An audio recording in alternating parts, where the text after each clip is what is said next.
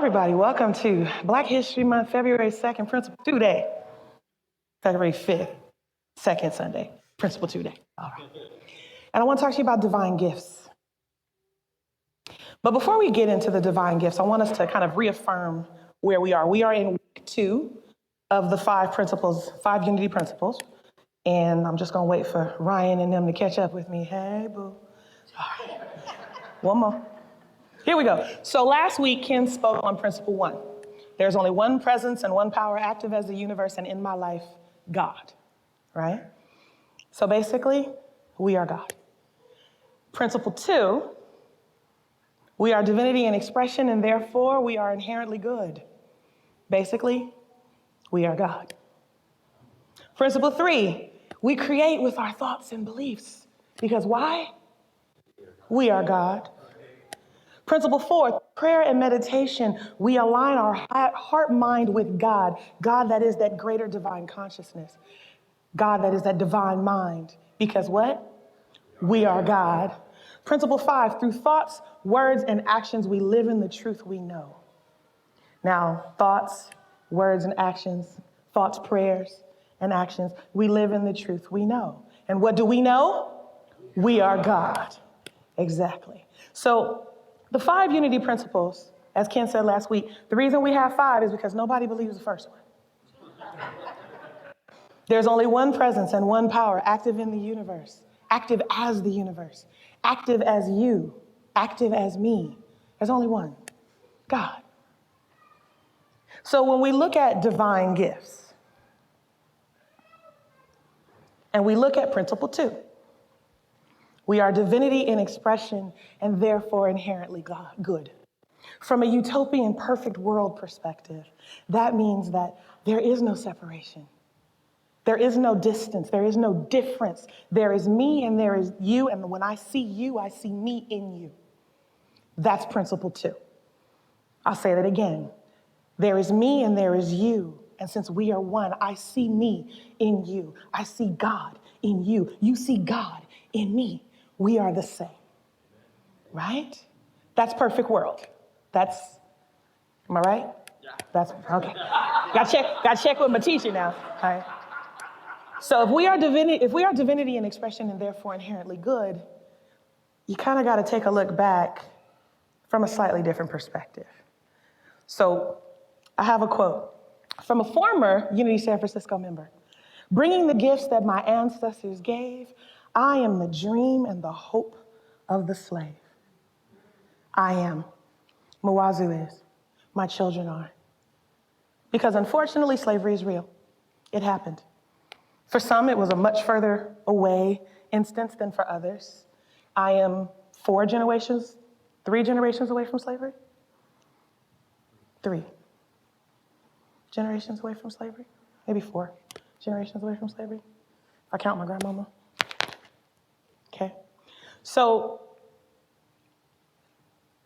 let's talk about the African diaspora. Diaspora, it's a noun. The dispersion or spread of people from their original homeland. Meaning, people lived one place and were forcibly collected and moved somewhere else. And what a lot of people don't know is that there were actually 2 major diasporas from Africa. There was the Arab slave trade, and there was the Western or transatlantic slave trade. And I promise I'm gonna bring it all back in a minute. I'm gonna bear with me. We're gonna do a quick little history lesson. So the Arab slave trade happened between 600 and 1900, and it brought about 6 million people out of Africa. Some went to Europe, but most went to Asia. And of that population, most were children, especially girls. They became maids, concubines, soldiers, eunuchs. Even one wound up ruling a part of India. And you can still see some of the descendants of that first diaspora in the children of Iran, Iraq, and India. India actually has the most, with over 50,000. And then there's the transatlantic. So people were taken from primarily the west coast of Africa and shipped to various places in the world. So the Western slave trade happened between 1501 and 1867. That's 300 and some change years. It was twice as big. And though exact totals will never be known, 12.5 million people were taken from Africa. The people were taken from, and I have a list: Senegal, Gambia, Guinea, Sierra Leone, Ivory Coast, Togo, Benin, Nigeria, Cameroon, Congo, Angola, Mozambique, and Madagascar, which is on the whole other side of the continent. Of the people who survived that experience, this middle crossing, this movement, 84 to 86% became field slaves for sugar growers in Brazil and the Caribbean. Only 4 to 6% made it to what we now call the United States of America. The rest were taken, and then that kind of 10%, the rest of it, where they were taken to India, islands in the Indian Ocean, and Indonesia. Now, again, we said that these were primarily women and children, women of childbearing age specifically. Young, strapping men and children were taken from this country, from these countries. So as a result, the countries were devastated, right? Which sent them into kind of a societal regression, because there's depopulation, but there's also fear of being captive, because, not to put too fine a point on it, they were selling their own, okay? So economic development, agricultural development, not a thing. But what's important to note is that while these peoples were taken to South America, the Caribbean, and the Americas, they made an impact everywhere they went. They took their divine gifts with them everywhere they went, despite, or potentially even because of, the conditions they found themselves in. They sought to rise as best they could. So here's an Alice Walker quote. Alice Walker, for those of you who don't know, she's a famous Black author, primarily best known for The Color Purple. No, because then I'm doing the twofold thing, but yeah, maybe. So this quote: whenever you are creating beauty around you, you are restoring your own soul. How many of you in a bad moment take refuge in cooking? Knitting? I know I got some knitters in the house. I know those of us that write, it comes out in journaling. It comes out as dance, poetry, songs, because it's an outlet. It's a way for us to fuse our gift into something that is beautiful, in contrast to the ugly thing that we're weathering in that moment.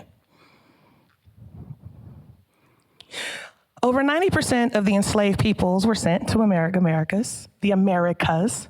Most people hear America, they hear United States. No, the Americas, North and South America. And the African influence can be seen everywhere.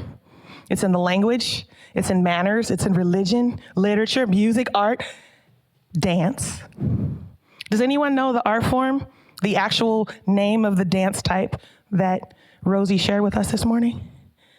Some would say hip hop. Some would say interpretive with hip hop. Some would say modern with hip hop. Some even might say African, because the root of hip hop music, hip hop dancing, is in Africa. You know Carnaval? African roots in that whole thing. Afro-Cuban rhythms, the dancing. So these people that came from the continent of Africa have influenced what we now know about South American culture.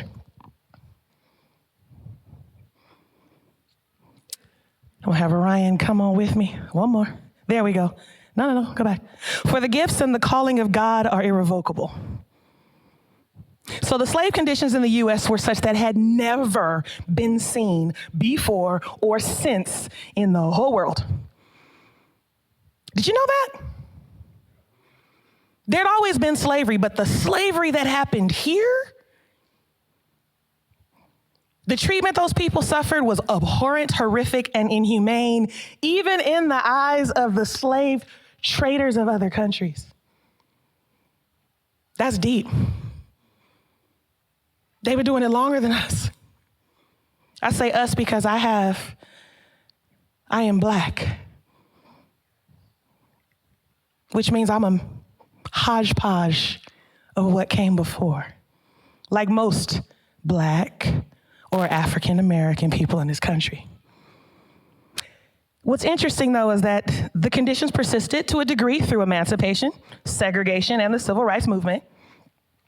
But the undeniable gifts of these people are actually evident in our everyday lives. Most Americans know that Black people have influenced music and dance and language.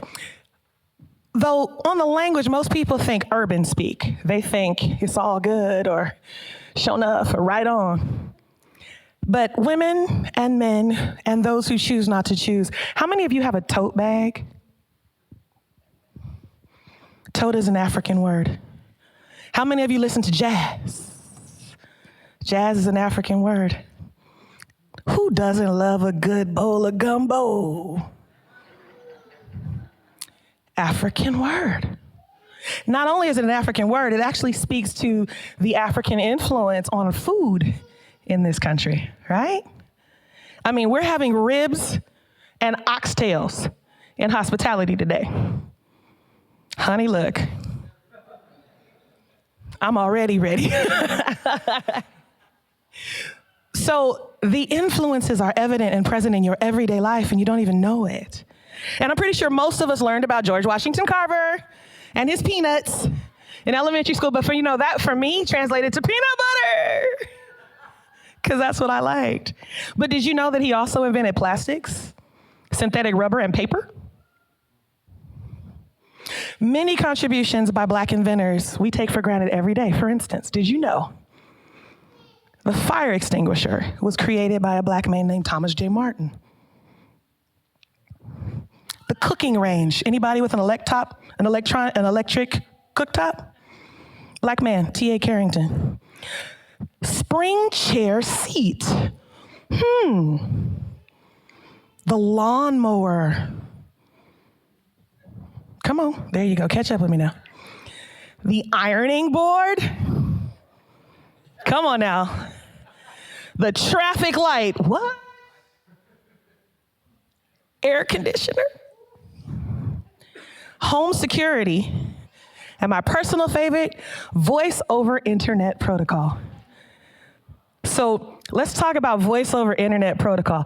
Hi, Zoom family. The only reason why you can even hear me right now is because of voice over internet protocol. VoIP is how the world created connection and community during the COVID pandemic. It's how we were able to expand the walls of Unity San Francisco to now have an online community. Because without what Dr. Croak created, there would be no Zoom, Skype, or FaceTime. There would be no Zoom, Skype, or FaceTime. Y'all don't hear me. And there are so many more contributions that have literally changed the world and saved lives, and yet most of us have no idea. So what does that mean for us now? So there's your history lesson. It means it's time we woke up. Woke. Being aware of and actively attentive to important societal facts and issues. Where do you see Black in that?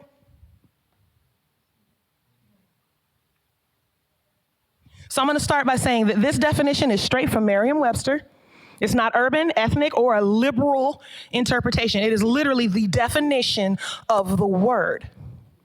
Now, the word has been adopted as a buzzword for conservatives as something not to be, like it's something new, when in fact this term, used this way, has been around since the 1940s. It was resurfaced by Gen Z and millennials because of the recent civil unrest, but it is by no means new. It's not a bad thing, nor is it a Black thing. This is a term that is used and applied by anyone that has reason to fear being viewed as other in this country. LGBTQ and other people of color. It basically means knowing where you are and understanding how to navigate where you are so you can be safe. From the perspective of those that it does not affect, it's knowing what's going on, understanding how those that do not have your experience have to be aware of what's going on, and actively trying to work to fix it. That is what being woke means. So here's the challenge. If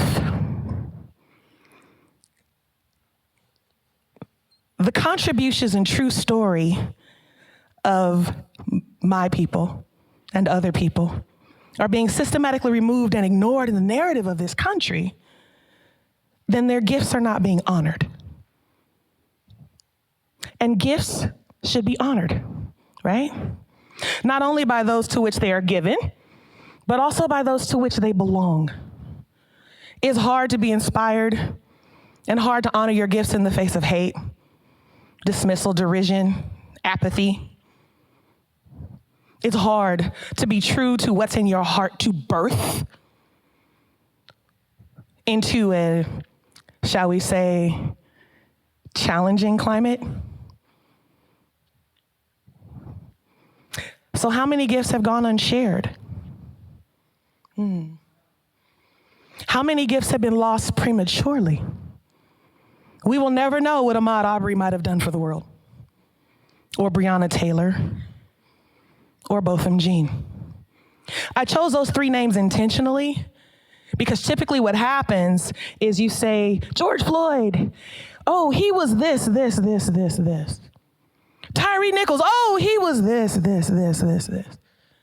Botham Jean was at his house and he was killed.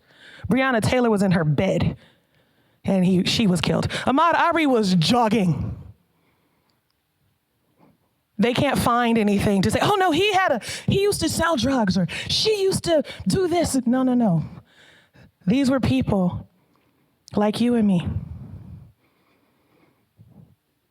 that were seen as others, like countless other people of color, people from LGBTQ communities that are seen as other. They're lost because they were only seen for their human otherness and not as divine. I put this one in here. This is one of my favorite authors. No, Frank Herbert is not Black.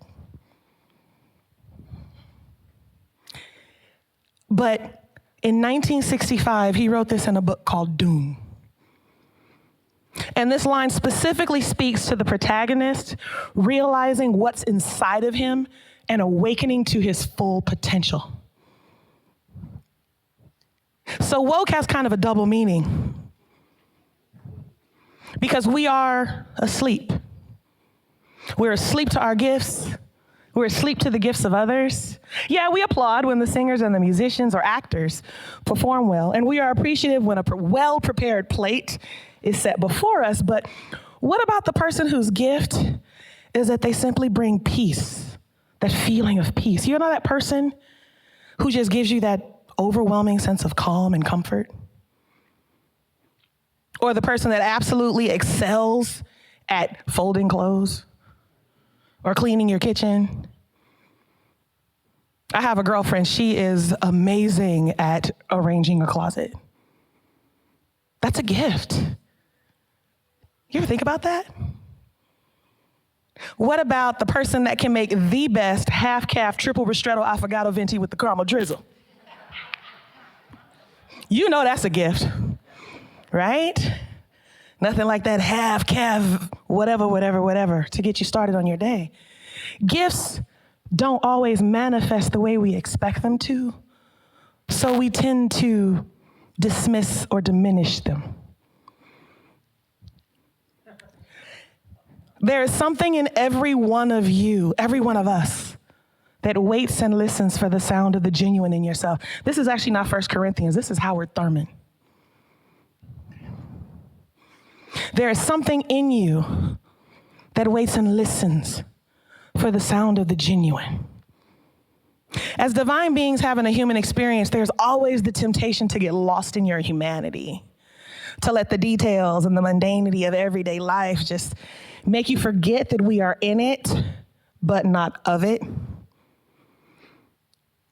Our divine gifts are the avenue by which we make an impact on this human world, and we make manifest the heaven that we all aspire toward.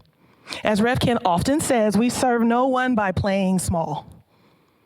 We are called to be what we want to see in this world, and we must find and honor our gifts as divine and embrace and employ them however they manifest, in whomever they manifest. There are different kinds of spiritual gifts, but the same Spirit is the source of them all. Now that is 1 Corinthians 12:4. The same Spirit is the source of them all. The source, divine consciousness, divine mind, is behind my gifts, your gifts. Because why? We are God. So I think the huge part of our challenge in putting the limitations on our gifts is we say, well, I like public speaking, but I can't speak like Rev Ken. And I like to sing, but I can't sing like Misa. Therefore, I'm not as good at that thing as they are. I don't have a gift to offer because we're letting the world define what our gift is. And Marilyn Monroe, whom I adore, she said, trying to be someone else is a waste of the person you are. Charles Fillmore said, let the God within you express itself through you in the world without. Myrtle Fillmore said, you do not have a problem except the one that is in your mind, and you put it there. She better preach, right? So if we can get to a place where we can accept that we have different gifts according to the grace given to each of us, honor that we have different gifts according to the grace given to each of us, and really lean into the divine that we see. Who you are and how you show up in time and space may be just what is needed to save a life or change the world. But if you're not honoring yourself and your gifts, then you'll never know. If you're not honoring others and how they show up in time and space and the gifts they possess, you'll never know. But know this, there is only one power and one presence active as the universe at any time. God, one. We are divinity in expression and therefore inherently good. The works of my ancestors was good. The works of your ancestors was good. Your works are good. Your gifts, however they manifest, however they show up for you, are good. Because you are good. Because you are God. Yeah? Yeah. All right. So I'm going to leave you with this final one. It's a call to action for you. Let us rekindle afresh the gift of God which we have received. Are you leaning and living? See, leaving, you put the two together. Are you leaning into and living into your gift? Are you honoring the gifts of others? Are you awake to what is happening in the world and lending your gifts to fix it? Let's take that to our time of meditation.